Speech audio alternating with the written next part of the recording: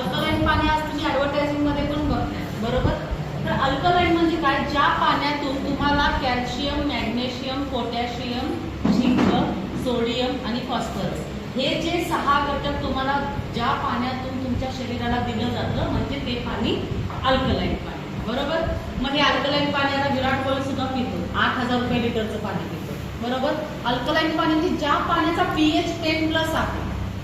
मग आपण पण खऱ्यामध्ये काय केलेलं आहे? ॲक्वा बसवलेला आहे, आरो बसवलेला आहे. तर मार्केटिंगमध्ये एनर्जी पॉवर चांगली होती, पण आज एवढं शुद्ध पाणी पिऊन सुद्धा आज आपण प्रत्येक आजाराला बळी पडत चाललेलो आहोत.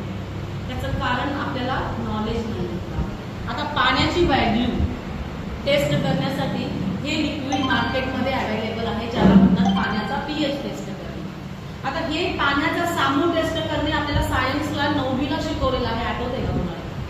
सायन्सच्या टीचरांनी म्हणजे आपल्याला 9वीला शिकवलेलं आहे की पाण्याचा pH कसा टेस्ट केला जातो, पाण्याची व्हॅल्यू कशी टेस्ट करायची. तर हे लिक्विड आपण घरामध्ये 20-25 हजाराच्या मशीनी बसवलो, पण आपण कधी हे लिक्विड आणून टेस्ट नाही केलं की आपण किती pHचं पाणी पितो. जे पाणी आपण घेतोय ते चांगलं आहे की वाईट आहे, शरीरासाठी योग्य आहे की अयोग्य आहे, याचं टेस्ट आपण कधीही केलं नाही. आज आपण 100% प्युरिफाय पाणी पिऊन सुद्धा आपण आजारी पडत आहोत. तरी पाणी हे माध्यम आहे जे शरीराला रोगाला बळी पडण्यासाठी कारणीभूत ठरत आहे. मग आज मध्ये तुम्ही बघू शकता दुसरी कुठलीही गोष्ट याच्यामध्ये नाहीये, फक्त आपण हे एकच फिल्टर बसवलेलं आहे. मग याच्यामध्ये काय आहे? सर सगळ्यात पहिल्या डोक्यामध्ये क्लिअर करा, अल्कलाईन पाणी निसर्गामध्ये फ्री आहे, फक्त ते आपल्याकडे भेटत नाही किंवा आपल्याला मिळत नाही. आज हिमालयात गेला तर हिमालयातलं पाणी अल्कलाईन आहे, कारण तिथे प्रदूषणच नाहीये. आज नेपाळसारख्या ठिकाणी गेला तर तिथलंही पाणी अल्कलाईन आहे. इव्हन आज आपल्या गावोगावी खेडोखाडी तुम्ही गेला तर विहिरीमध्ये झऱ्यातनं पाणी येतं, ते पाणी सुद्धा अल्कलाईन पाणी आहे. पण आज आपल्याला मिळतं का? ते नाही मिळत. मग आम्ही काय करतो? नळाला आलेलं पाणी, नदीतनं येणारं पाणी आपण ते घाबरून डायरेक्ट पीत नाही. का पीत नाही? घटसर्प, कावीळ, कॉलरा, हगवण यासारखे आजार पाण्यामुळे होतात. म्हणून आपण काय करतो? ते पाणी मशीनला देतो आणि मशीन काय करतं? बॅक्टेरिया मारायच्या नादामध्ये मिनरल सुद्धा वॉश करून टाकतं. एक येलो कलर पर्यंत दिसेल, त्यानंतर ग्रीन दिसेल आणि त्यानंतर ब्ल्यू दिसेल. आपण हे लिक्विड ज्या पाण्यामध्ये टाकू त्या पाण्याचा जर कलर जर पिवळा आला, जे तुम्ही डेमोमध्ये तिथेही बघितला, जर कलर पिवळा आला तर ते पाणी ऍसिडिक वॉटर आहे, पूर्ण डेड वॉटर आहे. मग या पाण्यामुळे काय परिणाम होतो? सगळ्यात पहिला तुमच्या शरीरातलं ऍसिडिटी वाढतं. दुसरं, पोट साफ होत नाही, पचनक्रिया होत नाही, खाल्लेलं डायजेस्ट होत नाही, तुम्हाला झोप लागत नाही, स्ट्रेस वाढतो, शरीरातलं कोलेस्टेरॉल वाढतं, बीपी शुगर कंट्रोलमध्ये राहत नाही, केस गळती होतं, वजनामध्ये कमी जास्त प्रमाण होऊ शकतं आणि रोगप्रतिकारशक्ती कमी झाल्यामुळे सर्दी, ताप, खोकला यासारखे आजार सुद्धा तुम्हाला पटकन जडतात आणि सगळ्यात महत्वाचं कॅन्सर सारख्या पेशी या ऍसिडिटीमुळे ऍक्टिव्ह व्हायला लागतात. कारण प्रत्येकाच्या शरीरामध्ये कॅन्सरची एक पेशी आहे, ती निद्रा अवस्थेत आहे. मग ती ऍक्टिव्ह कधी होते? ज्यावेळी आपल्या शरीरातलं ऍसिडिटी प्रमाण यापेक्षा जास्त वाढायला चालू होतं, त्यावेळी ते पेशी ऍक्टिव्ह व्हायला लागतात. 1चे 2, 2चे 4, 4चे 16 ज्यावेळी होत जाते त्यावेळी आपण कॅन्सर असतो. म्हणजे ऍसिडिटीमुळे खूप सारे परिणाम आपल्या बॉडीला होत आहे.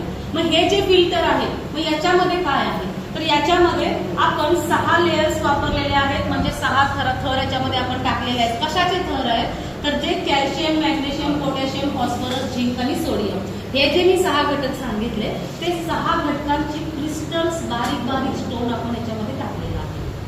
मग हे कुठून अवेलेबल केलं? आता खनिज कुठं मिळतात? जमिनी खाली, बरोबर? पाणी घेतलेलं आहे, कदाचित भरून ठेवलं असेल. तुम्ही याच्यामध्ये तुम्ही जे दररोज पिताय ते पाणी तुम्ही याच्यामध्ये टाकू शकता. मग हे पाणी काय करतं?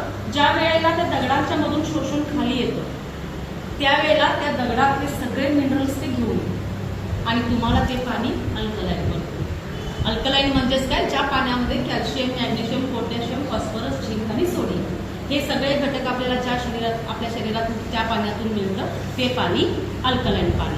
आता आपण याचा डेमो बघूया. आपण एका ग्लासमध्ये घेतोय ॲक्वाचं पाणी, ठीक आहे?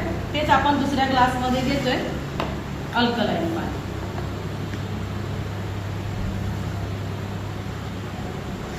आता आपल्याला काय करायचं आहे? पाण्याचा pH या लिक्विड वरून टेस्ट करायचा आहे. आपण हे टाकू ॲक्वाच्या पाण्यामध्ये आणि तेच आपण टाकतोय आपल्या जारच्या पाण्यामध्ये.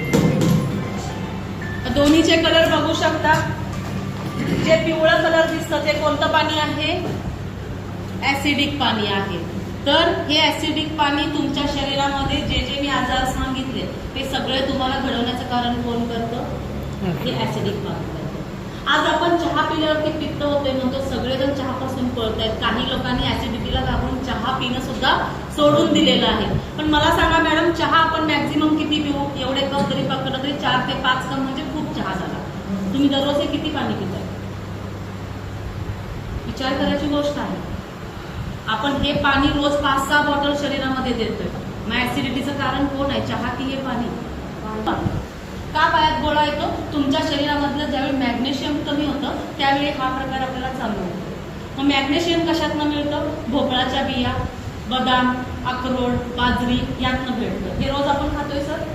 नाही का? पण हे शरीराला गरजेचं आहे.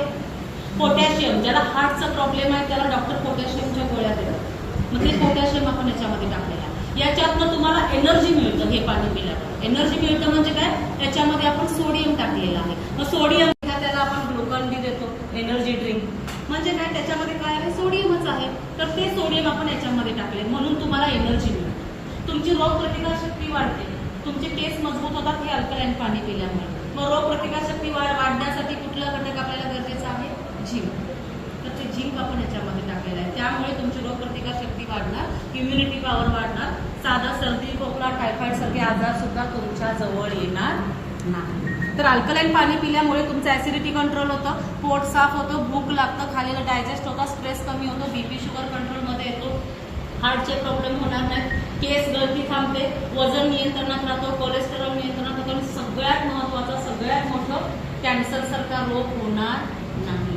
ज्यावेळी हे आपण जार देतो, याच्या बॉक्सवरती 3 शास्त्रज्ञांची नावं आहेत, त्यांचे फोटो पण आहेत. त्यांनी रिसर्च केलेला आहे की अल्कलाईन पाणी जो कुणी पितो रोज रेग्युलरली त्या व्यक्तीला भविष्यामध्ये कधीही कॅन्सर होणार नाही. आपण झालेला बरा नाही करू शकणार, पण होणारा आपण टाळू शकतो. आता एखाद्याच्या घरात कॅन्सर पेशंट झाला, तर आपण 5 ते 10 लाख रुपये खर्च करतो, तरी तो पेशंट हाताला लागतो का? नाही लागतो. मग हे आपण 5 ते 10 लाख रुपये आपले वाचले, प्लस आपल्या घरामध्ये एखाद्याला जर कॅन्सर होत असेल तर ते सुद्धा आपण टाळू शकतो फक्त 4000च्या पाण्यात. आज अल्कलाईन पाणी लाखोमध्ये भेटत मुक्त करायचं आहे. तुम्ही बघू शकता त्या ठिकाणी जे तुम्ही पाणी पैसे देऊन पिता, बरोबर? ॲक्वा असू दे, बिस्लरी असू दे, हॉटेलमध्ये गेलो की पहिला आपण बिस्लरी वापरतो, बरोबर? पण तुम्ही पैसे देऊन पिणारं पाणी तुमच्या शरीरासाठी घातक आहे. हे आपल्याकडे सुद्धा भेटतंय. कुणी घरी जाऊन टेस्ट करणार असाल तर तुम्ही घरी जाऊन त्याचा पीएच बघू शकता, आपण कोणत्या पीएचचं पाणी पितोय. हे आपल्याला माहिती आहे, आपण शिकलोय, पण आपण प्रॅक्टिकली याचा कधीही यूज केला नाही. आपण फक्त ऍडव्हर्टायझिंगना बोलतो, कुणी सांगतोय म्हणून, आणि एकमेकांचं बघून आपण करतो, पण आपलं आरोग्य आपण धोक्यामध्ये टाकत आहोत. मग आता तुम्ही म्हणणार मॅडम आम्ही दिवसभर बाहेर असतो, लेडीज घरी असतील पिऊ शकतात, जेंट्स म्हणणार आम्ही सकाळी गेलो की रात्री 10ला येतो किंवा रात्री घरी यायचं टायमिंग नाही, मग हे कुठे घेऊन फिरायचं? बरोबर? हा प्रश्न निर्माण होतो. तर याच्यासाठी प्रमाण निश्चित केलेलं आहे. तुम्हाला अल्कलाईन पाणी सकाळी 1 ग्लास प्यायचंय, संध्याकाळी झोपताना 1 ग्लास प्यायचं. दिवसभर तुम्ही कोणतंही पाणी प्या, बिस्लरी प्या, कॉर्पोरेशनचं प्या, नळाचं प्या, बोरिंगचं प्या, ॲक्वाचं प्या, आरोचं प्या, तुम्ही कोणतंही पाणी प्या. ज्या वेळेला तुम्ही रात्री परत झोपण्यापूर्वी 1 ग्लास हे पाणी पिणार त्यावेळी तुमची संपूर्ण बॉडी अल्कलाईन पाणी, म्हणजे परत तुम्हाला हे प्यायची गरज नाही. क्लिअर? आता दुसरा डेमो आपण दाखवतो.